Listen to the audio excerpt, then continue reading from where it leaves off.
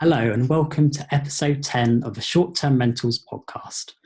I'm Paul Stevens, news editor of Short Term Rentals, and today's episode is a particularly poignant one for all of us. We have not only one, but four special guests joining me to discuss a very important and timely topic, the matter of diversity and equality in the short-term rental and wider hospitality industry. When we look back in years to come, will 2020 be seen as the year of change?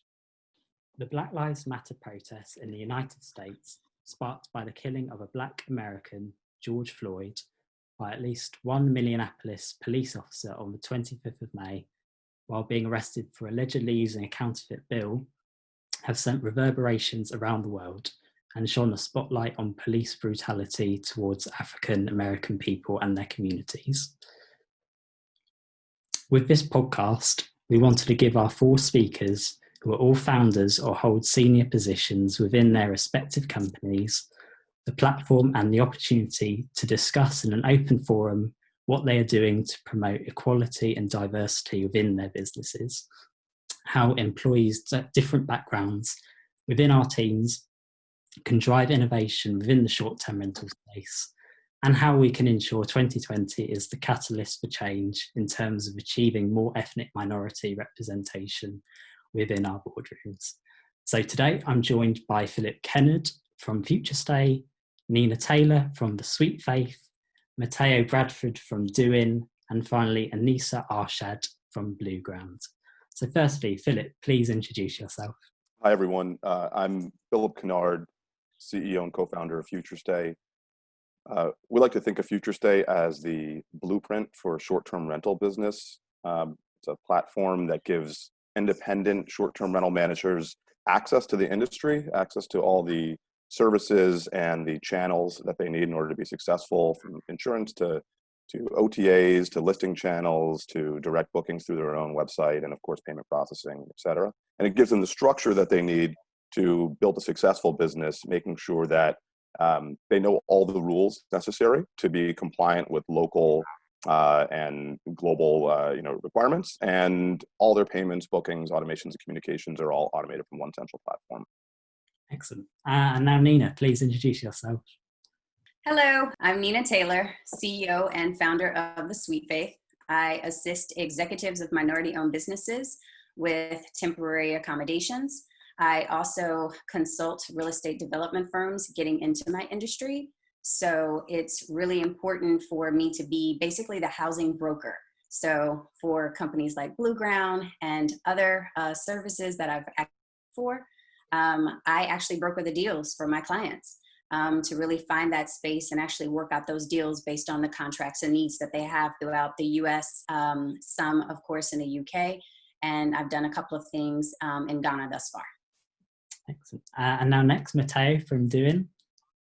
Hey, Mateo Bradford, working currently the U.S. country manager for Doinn, with their tech grid to assist and to make simple the cleaning process for professional property managers within the short-term or alternative accommodation space.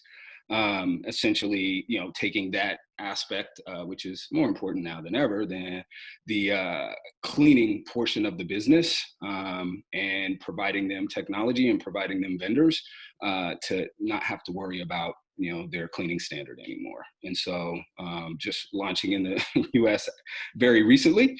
And yeah, that's my current position today, is the US manager there. So. And finally, Aneesa from Blueground. Hi, everyone. My name is Aneesa Arshad, and I'm one of the founders of Blueground. Blueground operates its own supply of over 4,000 fully furnished apartments in 12 cities globally. So we have 7 cities in the US and 5 cities in EMEA. My current role is VP of Enterprise Sales, where I manage all of our corporate partnerships globally. Excellent. Thank you to all of you. So to each of you, my first question is, what attracted each of you to the short-term rental industry and hospitality in general in the first place? So Philip, do you want to kick us off? Sure. So I've been a software developer my entire life, and owned previous companies that served residential and commercial real estate developers. So I kind of had a bit of a domain overlap and expertise there already. I saw the opportunity, and I think what really interested me in it was that I've always been gregarious. I've always been outgoing and kind of living that double life of being a software developer that also loved people and loved to travel and so on.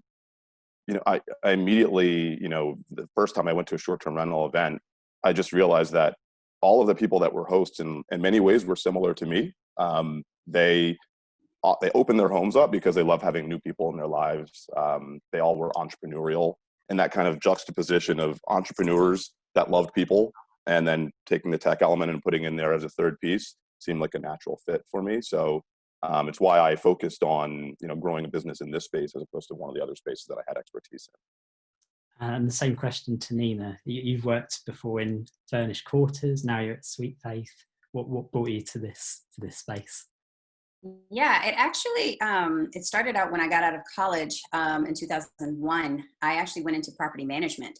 So one of my old colleagues, she was going over to Oakwood Worldwide, and she was saying that they had a corporate housing division. And when she told me about it, I just got extremely excited. So I followed her over there and fell in love. And then I decided I wanted to uproot myself, move to New York with Oakwood, and then just kind of worked my way up the corporate ladder, and then ended up as my last corporate position at Furnished Quarters, which was about 6 years. So it just became where I wanted to find that middle ground where I could have the best of both worlds, assisting people long-term in business relationships, and then still finding them a home permanently that I could recoup over and over and over again. So it just made perfect sense for me. I absolutely love what I do.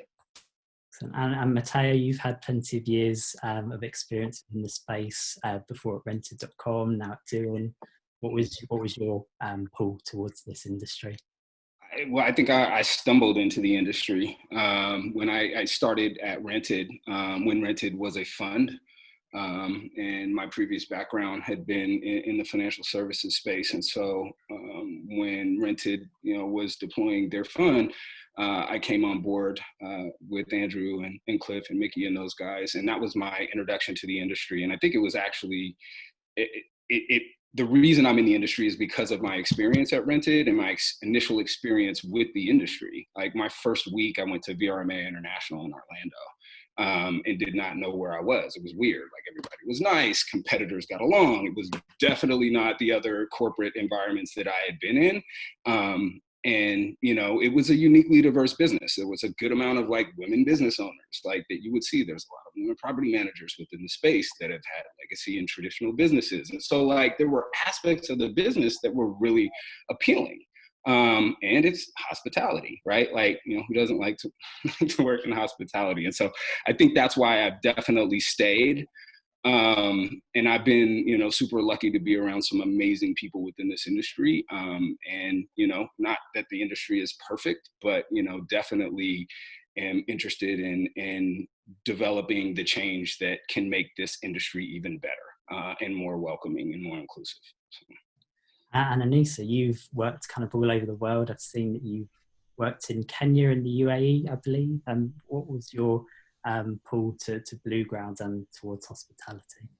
Yeah, it actually really relates to my international travels and living abroad.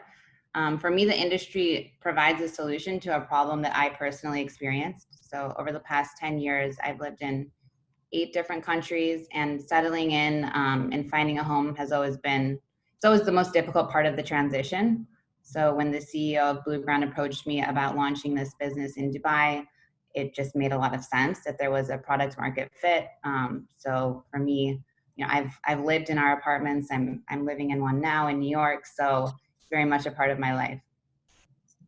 And so that moves me on to our second question. So what would you say each of you is doing to promote diversity and inclusion within your respective businesses? I don't know who would like to kick off on this one. Maybe Philip? Sure. So, and maybe this is why no one grabbed the mic on this one first. I think that's a tough question to ask someone that's Black or someone that's an ethnic minority. where I think for a variety of reasons.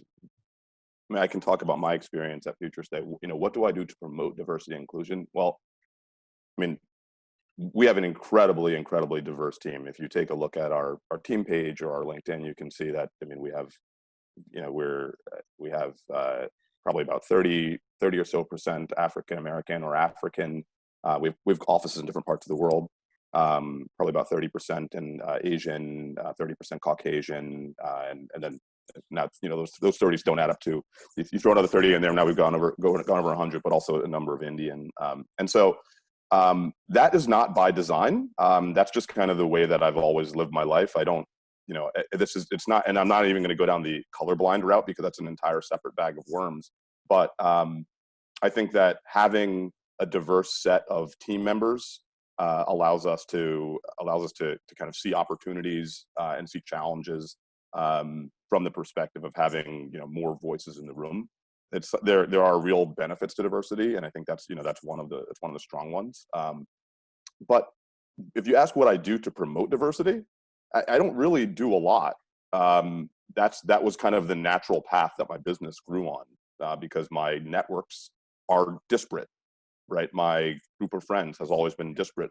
My cohorts in terms of other founders that I know and investors that I have are disparate. So when I source and when I look to recruit, I go to those disparate networks and it builds a disparate team, right? This is kind of when you talk about starting inclusivity and DI, diversity and inclusion in large corporations.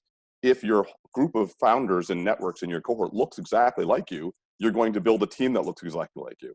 My team looks like everyone because my group looked like everyone when I started the company. Interesting. And Nina, I know from your work at the Sweet Faith as well, looking at your website and talking to you separately, but it says that you look to assist faith-based companies and specialty groups. So how do you think that helps with your work in encouraging more diversity and inclusion within your business? Yeah, so it actually started with the name. The Sweet Faith actually was me stepping out on faith because I did not grow up with an entrepreneurial background. I grew up with the whole mentality, you go to school, you go to college, you go out, you get a good job. That's like the Texas way. So I decided, of course, taking a completely different path, that not only did I want to be still in an industry that I absolutely love, but I wanted it to represent and look like the community that I'm seeing around me. Buying a home in Houston, which is number 3 of the top cities in the country as far as population, you see a lot of small owned Black businesses and investors and real estate that's being taken on by us. So I decided not only did I want to reach out to faith-based organizations, but also to still assist the people that I was helping in New York, which is a complete pot of just everything and all different cultures and ethnicities, which I loved and thought was fascinating. But I saw that I could also help more people that look like me in a market that I know that I could service my hospitality skills in a way that I could relate and be relatable. So when I also say I assist executives of minority-owned businesses, it's, these Fortune 500 companies and these small businesses that don't really understand a lot about our industry. So a lot of education goes into it, but the value of how I'm able to broker in between partnering with so many of those other global providers, because oftentimes, since I have worked for many of them, I didn't see a lot of people of color in those rooms. So I applaud Philip for having that background. Unfortunately, I did not. I was always the only either woman or Black woman or just Black person. And I did not want that stigma to fall upon my business and who I was trying to serve. I wanted people coming up generations after me to see, oh, there is a Black woman in this industry. She's at this level and she's helping these types of people. How can I learn from her? And then how can I serve those people better and follow those needs? So that's how I actually started and wanted to actually make a change in the particular niche that I work with. So it's kind of, again, the best of both worlds. I still work for my old providers and stuff with assisting my clients, but I'm assisting the clients that I see and want to represent in this particular industry. And as a follow-up, so I guess in some respects, some people would say that the short-term rentals hospitality industry is relatively homogenous, maybe at the senior executive level.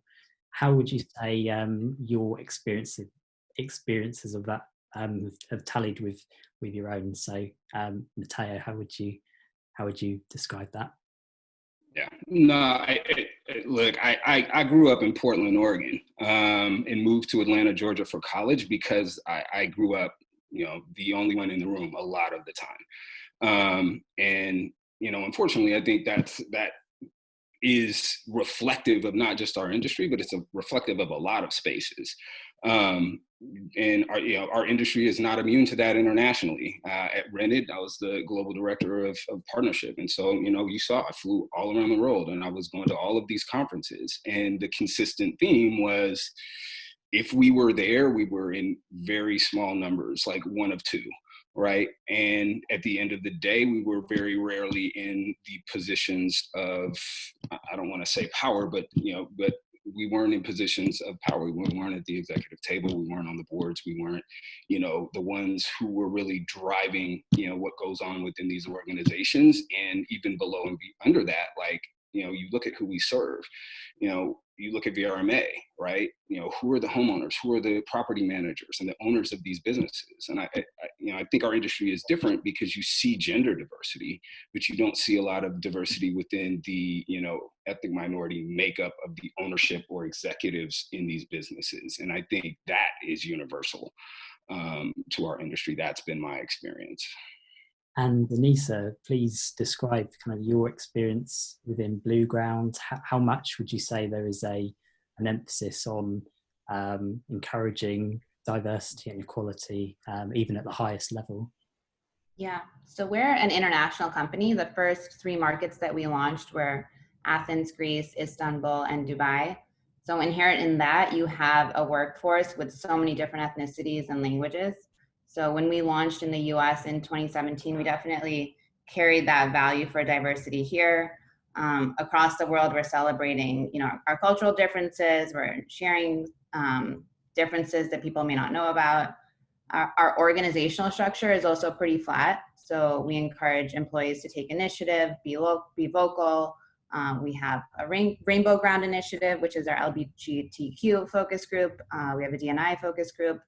And more recently with the Black Lives Matter, we've encouraged our employees who are Black to be at the forefront of that, for them to decide which organizations they want us to support, and for them to really lead the narrative there, because as an international company, a lot of our senior leaders are not American.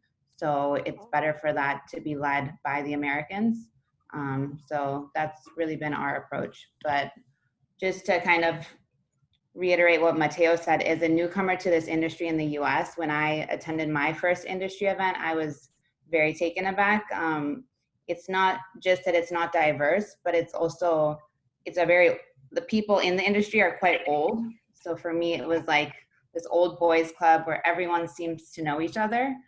So it was a bit intimidated, but at the same time, I found that people were quite open to meeting new people. And I've been surprised that I've created meaningful relationships with people that I didn't expect to. So I think it's also important for us, as minorities, not to judge the lack of diversity and to actually create relationships with people individually. And I think I was pleasantly surprised. Thank you. So again, to all of you, I mean, do you believe that there is some maybe unconscious bias towards ethnic minority communities and women that means they aren't selected for these senior positions? Or is it just that these opportunities perhaps don't exist for these demographics? And then if so, what more do you think can be done to ensure that there is this equality at the top level? I don't know who would like to kick that one off. I think it's interesting because I do look at that quite a bit. And for me, in my experience in the industry, I've taken active steps to reach out because I think, and I'll speak to Black-owned businesses because I feel like that's what I know the most about, and that's what I don't see represented the most within our industry. I would reach out to property managers who, may have had some Airbnbs on the side that they were hustling, but they were traditional property managers. They didn't know about VRMA. One thing that Aneesa said is like, as the industry is changing, right? So within the generational shift that you're seeing within, the vacation rental and short-term rental industry, period, you also have a cultural demographic that's shifting as well. And part of it is about exposure. Part of it is like learning what's out there. Part of it is knowing, and then being included and then being an inclusive part of this body. And so, my approach had always been to educate and say, hey, look, if these are areas of the business where, I don't have any Black homeowners in this space, I don't have any Black property managers within this space. And, once you do run across them, it's like, hey, do you know these resources are here for you? And like, hey, do you know that, this organization exists to kind of help you professionalize your business and be in this space? And so I think I was fortunate with Rented to get a lot of exposure in a lot of different places, and kind of have a bullhorn to where I could get kind of the filter and say, oh, hey, there are some, here are some African-American property managers that are in this space that do, and could benefit from this, and then just pushing resources to them and helping them as much as they can. A lot of times, even to the point to where I'm advising them right now, right? There's a company called STRz right now, which is an OTA that is over at, it's founded by Anthony Gant and Greg Rollins, and Anthony is the CEO. He's an African-American active duty Marine right now. And I've been advising his company for quite some time. And so being able to help with whatever tools that I've been able to have and whatever experiences and networks and companies and exposure that I've been able to have, like, I think anyone who really knows me knows that my thing is networking. I'm always connecting people to people and companies to organizations. And so I think that just naturally flows into where I see my biggest kind of help within this space right now is just connecting and making the connections, education, doing things like this. It's the second webinar we've kind of been in and talked about. So making sure that it's not just a moment in time where this is being focused on, but also that, that this is an addressable issue that we're putting long-term structure around and action behind. And would anyone else like to come in on that? I think actually talking about it is always going to be important, but the action steps that you take behind those talks is actually what's going to make the difference and mean the most.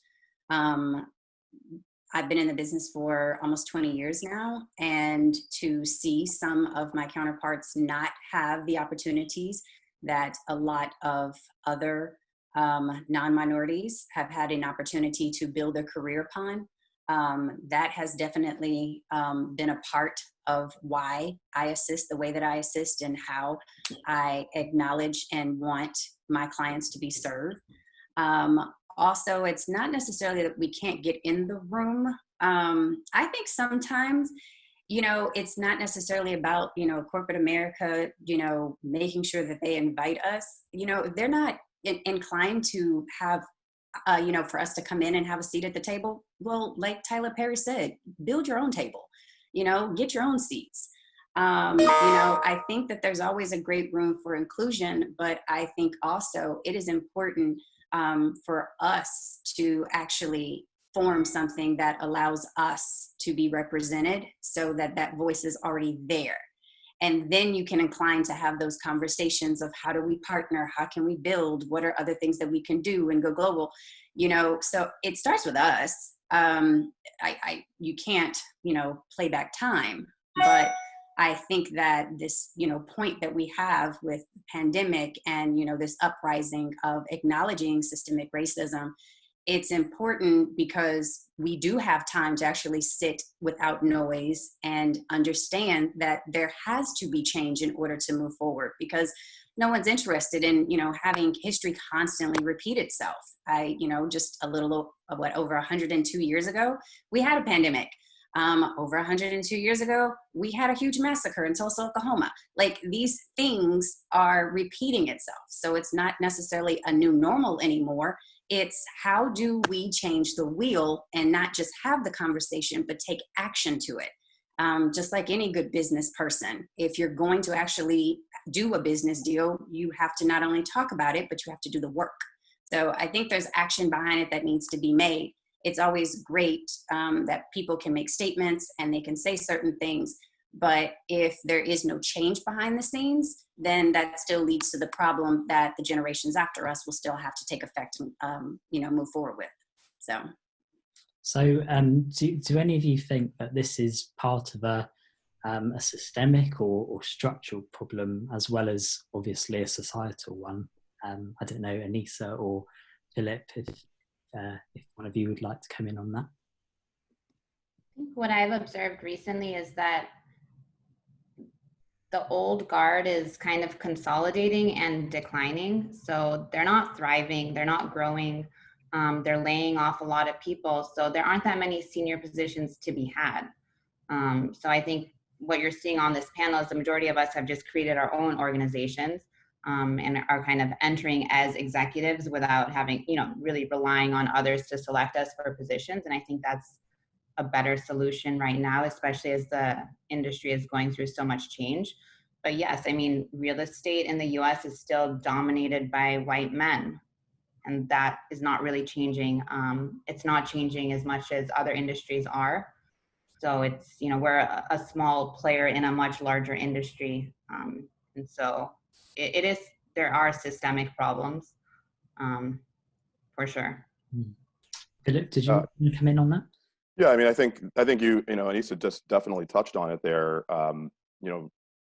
Real estate is I think a perfect indicator of the history of race relations in the U.S. Right? It was until the 1980s, real estate was the most valuable asset. It was where most wealth was tied up in the United States, and almost all real estate was and still is owned by white Americans. Black Americans own homes at less than half of the rate of white Americans, and it's not a coincidence, right? It was mandated by law for many, many years, and then even after it was legal for Black people to own homes, we had redlining, which prevented Black people from owning homes in anything besides the poorest urban areas. And then we had laws, but we had Black codes before redlining, then Jim Crow, then Black codes, then redlining, and then now that redlining is legal in the 1970s, we have reverse redlining, where you go into the Black neighborhood and say, well, we can offer you a loan, but the loan is going to be at 3 times the rate. Right. So, I mean, a study was done not long ago by Redfin, which is a large commercial brokerage app. And Redfin found that over the course of the last 4 generations, the average Black family has lost $212,000 in wealth from redlining. That alone accounts for the entire disparity in Black and white wealth, right? I mean, so it's like, is there a systemic issue? Why are there not a lot of Black property owners and managers? Well, there were some literal systemic barriers. Initially, they were de jure, and then now de facto barriers from preventing Black people from amassing wealth in the country. So not terribly surprising that we're not going to see a lot of Black, in America specifically, property managers and owners. Like Aneesa and Nina and Mateo touched on, though, the old guard is changing, right? So with the rise of capital markets and the flexibility of entrepreneurism with cloud technology and the ability for anyone to educate themselves and become an entrepreneur or a developer or bring a skill to the table allows you to create a business. It reduces the barriers to entry, and it doesn't level the playing field, but allows you to bring your own pieces at least, right? We don't have to wait for someone to bring pieces and give them to us. But yeah, there are myriad systemic issues that cause inequalities, and I will say I think that yes, change is obviously critical, as Nina pointed out.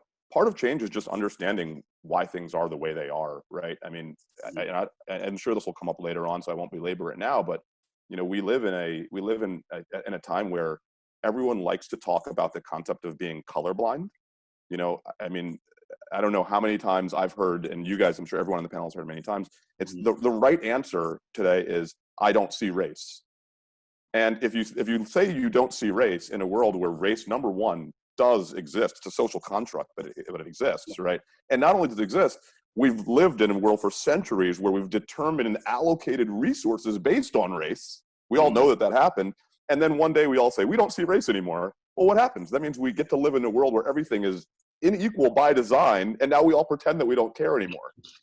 So that just that's actually the worst answer, is I don't see race. So it's like, we live in a systemic world, and we live in a world where we've all decided for the past 15, 20 years that we don't see the inequity, so we're going to pretend that it's a meritocracy instead of a just, intentionally distributed resources, right? And then we don't want to see it. So yes, there's systemic racism. It's incredibly impactful. The part of the change is just saying, wait a second, I do see race. Hold on a second, I do see why this is different than that. Now we can talk about what we can do about it. We have to take the blindfold off and stop pretending we don't see it first, right? And that allows the potential, I think, for change.